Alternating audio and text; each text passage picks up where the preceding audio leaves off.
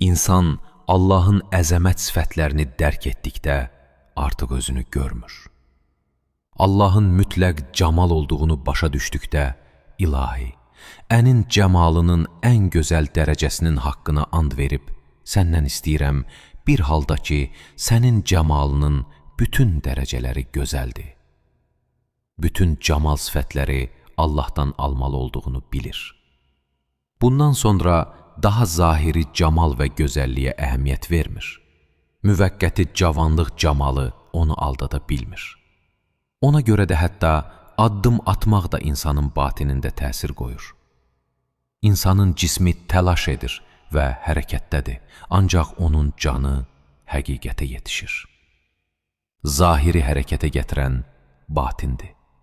Əmir əl-Möminin bizi təlaş və hərəkətə dəvət edərək buyurur: susuz dəvələr kimi bizə tərəf qaçın.